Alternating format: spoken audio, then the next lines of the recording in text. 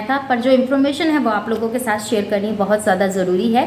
तो simple way में आप लोगों के साथ आते हैं और इस बात को रखते हैं, सीधा सीधा पॉइंट पे चलते हैं, क्योंकि इधर उधर घुमाने से टाइम भी वेस्ट होगा और फिर मुझे नहीं लगता कि वो सब चीज़ें ठीक है टाइम वेस्ट करना। तो सीधा अपने मुद्दे की बात पे आते हैं। सुना है मोमिन मलिक सर, देखा भी है कि मोमिन मलिक सर गए हैं नेपाल में जाकर वहाँ से सारी इन्फॉर्मेशन लेके आना चाहते हैं। और उसके लेके आने का रीज़न यही है क्योंकि सच्चाई की जीत होनी चाहिए और झूठ का मुंह काला होना चाहिए। सही कह रही हूँ ना? तो चलो सुनते हैं पहले तो इस मैडम की बातें, क्योंकि ये मैडम कुछ ज़्यादा ही रोना धोना इसने मचाया हुआ है, इसका सुनना ज़्यादा ज़रूरी है। देखोगे तो पता पड़ जाएगा कि ये क्या है। ये जिस मकान में रहते हैं मोमिन मलिक सर के लिए बोला जा रहा है। पूर्ण सिंह लाल दरवाज़ा सोनीपत, उनका भी मकान कब्जा करने की बहुत कोशिश की, बहुत प्रयास किया, उनका मकान कब्जा करने की कोशिश की।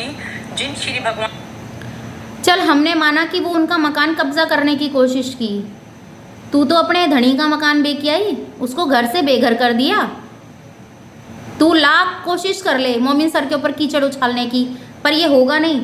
आगे सुनिए। मास्टर जी ने कभी इस मोमिन मलिक को पढ़ाया था, वो भी फ्री में।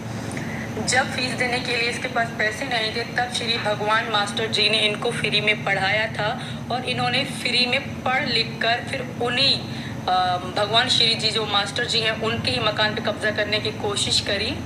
और उस कब्जे के केस में ये 2 बार केस हार भी चुके हैं। 2 बार ये केस हार चुका है। सिविल कोर्ट सोनीपत से ये हार चुका है। फिर भी इसकी नीयत, कब्जा करने की नीयत जो है वो नहीं गई। और सारी जानकारी है इसके पास। टीचर थे उनका बिल्कुल भी, जो उन्होंने पढ़ाया लिखाया फ्री में, उनके नहीं हुए।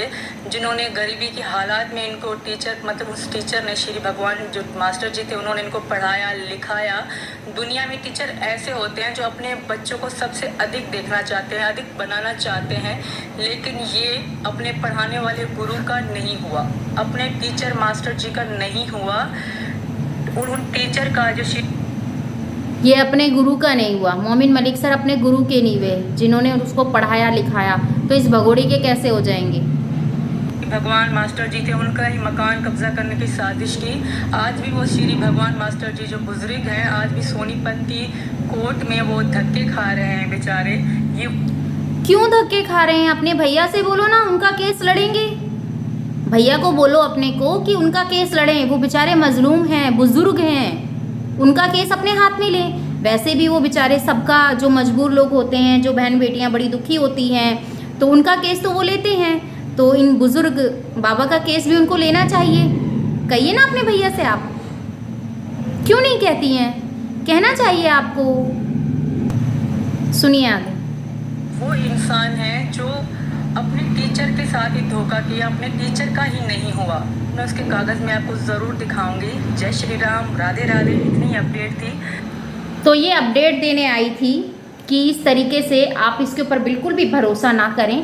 मैं कितनी भी चरित्रहीन हूँ, पर फिर भी मैं सही हूँ। क्यों? क्योंकि मेरे पास मेरे प्यारे भैया हैं और मेरे भैया हमेशा से कहते हैं औरत कभी गलत नहीं होती, वो मजबूर होती है, सताई हुई होती है, औरत मजबूरी में ये सब करती है। और आपके भैया तो ऐसे ऐसे कहते हैं कि अगर कोई बहन अपने पति से प्रताड़ित हो, दुखी हो, तो उसके साथ रहना ना चाहती हो, तो उसको तलाक दिए बगैर भी अपने आशिक के घर अपने बच्चों को लेके जा सकती हैं, 7 समुंदर पार भी।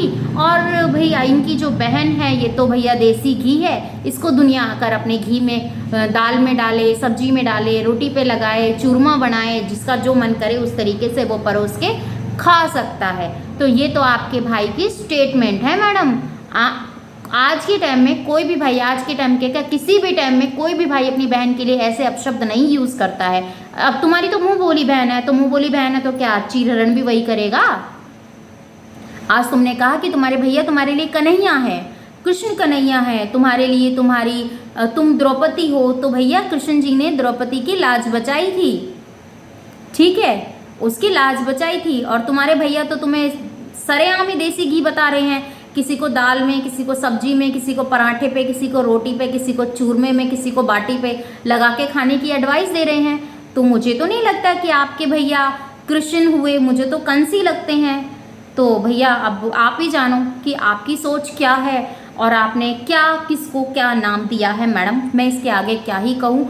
तो मैं अपने व्यूवर से पूछना चाहूँगी, आपको क्या लगता है, आपकी क्या राय है, कमेंट्स में मुझे ज़रूर दीजिएगा।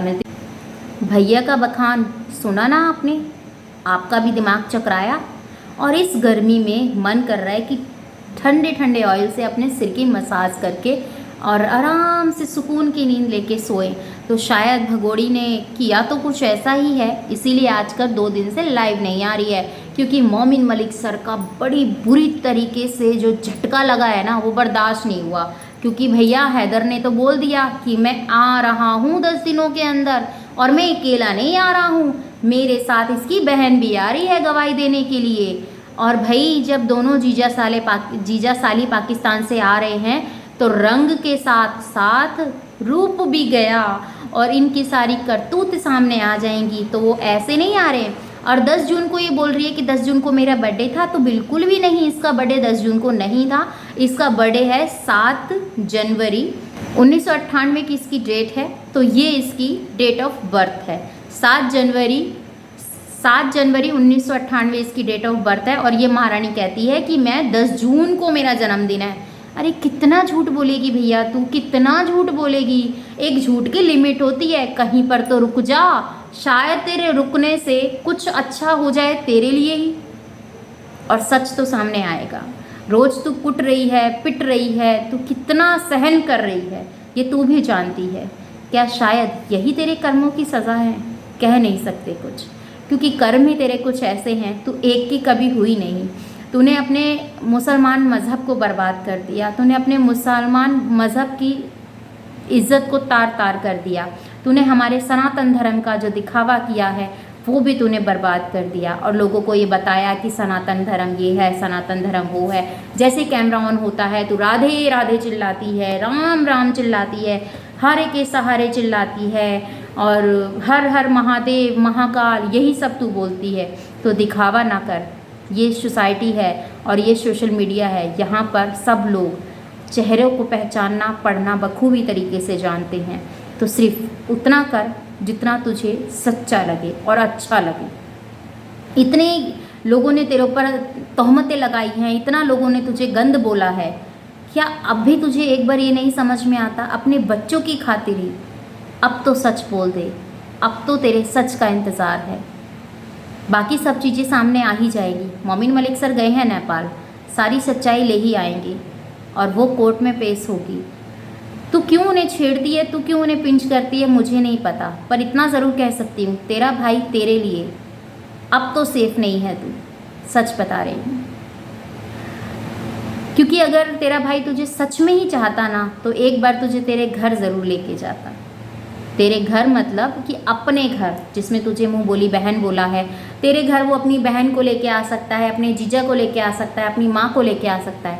क्या तुझे तेरे मायके जो होने वाला मायका, ऐसे कहते हैं ना मुँह बोली बहन तो मुँह बोला जो मायका है, उसमें तुझे एक बार ज़रूर लेके जाता और तुझे तेरी भाभी से दीदार भी कराता। ना तो तू कभी अपनी भाभी से मिली और ना ही क्या कह सकते हैं। क्या लगता है आपको? कमेंट में ज़रूर बताइएगा, आपके कमेंट्स का मुझे इंतज़ार रहेगा। नेक्स्ट वीडियो में अपना और अपनों का ख्याल रखिएगा, दुआ में मुझे याद कीजिएगा। जय श्री कृष्णा, राधे राधे। चैनल पर नए तो सब्सक्राइब कर लीजिएगा और कमेंट्स में मुझे ज़रूर बताइएगा, आपके कमेंट्स का मुझे इंतजार रहेगा। Bye, love you, thanks for watching. जय श्री कृष्णा, राधे राधे। चैनल पर नए सब्सक्राइब कर लीजिए, बेल आइकन ऑल पे क्लिक कर दीजिएगा। बाय।